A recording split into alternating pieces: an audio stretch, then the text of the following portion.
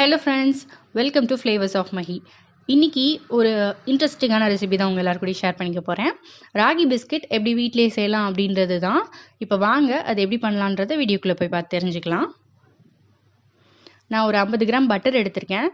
Butter வந்து இந்த மாதிரி சாஃப்டாக இருக்கணும். ஸோ ஃப்ரிட்ஜில் இருந்து 1 மணி நேரத்துக்கு முன்னாடியே எடுத்து வச்சுருங்க. ஸோ இப்போ வந்து லைட்டாக விஸ்க் வச்சு பீட் பண்ணிக்கிறேன். ஒரு 100 கிராம் நாட்டு சர்க்கரை சேர்க்குறேன். இப்போது இது எல்லாத்தையும் நல்லா பீட் பண்ணுங்கள். ஒரு எவ்வளோத்துக்கு எவ்வளோ பீட் பண்ணுறோமோ அவ்வளோத்துக்கு எவ்வளோ நம்மளுக்கு பிஸ்கெட் ரொம்ப சாஃப்டாக வரும். ஸோ வந்து நல்ல ஒரு 10 to 15 மினிட்ஸ் அல்லது 20 மினிட்ஸ் நல்லா பீட் பண்ணிகிட்டே இருங்க. உங்ககிட்ட பீட்டர் இருந்துச்சு அப்படின்னா அதை வச்சு கூட பீட் பண்ணலாம். ஸோ நல்ல ஒரு க்ரீமியான கன்சிஸ்டன்சி வரணும்.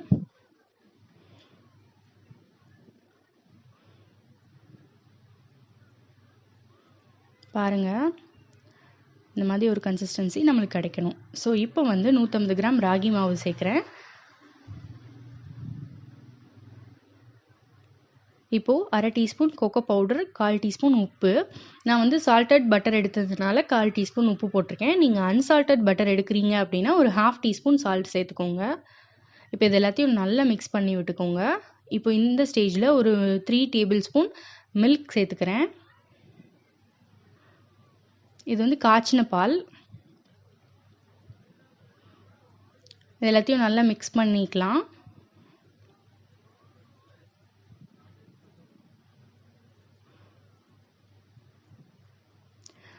இப்போ வந்து ஒரு டீஸ்பூன் சாக்கோ சிப்ஸ் சேர்க்குறேன். நீங்கள் நட்ஸ் இருந்துச்சுன்னா அதை கூட சேர்த்துக்கலாம். இப்போ இது எல்லாத்தையும் ஒரு தடவை நல்லா மிக்ஸ் பண்ணிக்கோங்க.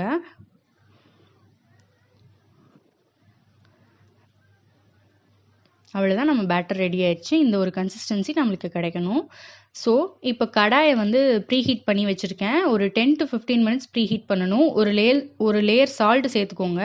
சேர்த்துட்டு ஒரு 10லேருந்து 15 நிமிஷம் ஹீட் பண்ணிடுங்க. அது மேலே இப்போ ஒரு ஸ்டாண்ட் வச்சுக்கிறேன்.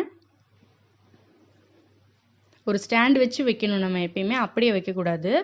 அப்போ சால்ட் ஃப்ளேவர் பிஸ்கெட்டில் இறங்கிரும். ஸோ இப்போ வந்து ஒரு பிளேட்டில் வந்து நெய் தடவிட்டு, நெய்யோ பட்டரோ எதுனாலும் தடவிக்கலாம். இப்போது உங்களுக்கு உருண்டை பிடிச்ச பிஸ்கெட் ஷேப்பில் நம்ம ஒன்று ஒன்றா வச்சிட வேண்டியதுதான். நீங்கள் உங்களுக்கு எந்த ஷேப் வேணுமோ அந்த ஷேப்பில் வச்சுக்கோங்க. நான் நல்லா ஃப்ளாட் ஆக்கிட்டு ஒன்று ஒன்றா ப்ளேஸ் பண்ணிட்டேன். இப்போ இது வந்து 40லேருந்து 45 மினிட்ஸ் குக் ஆகணும் மீடியம் ஃப்ளேமில். ஸோ வந்து மூடி வச்சுட்டு அதை டிஸ்டர்ப் பண்ணாமல் விட்டுருங்க.